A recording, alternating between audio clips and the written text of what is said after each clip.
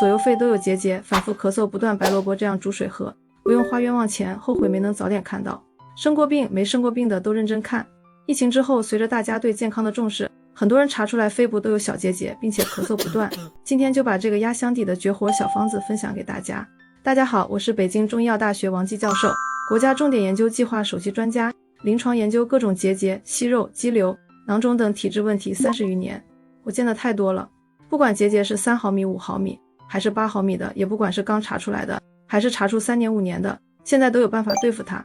手术并不是唯一的方法，我每天都在这里做健康科普，帮粉丝解读发来的报告单，辩证体质，希望大家的健康问题都能在这里得到解决。很荣幸能被跨越千里之外的你看到，别人可以划走，唯独你不行，因为您一定是个有福之人。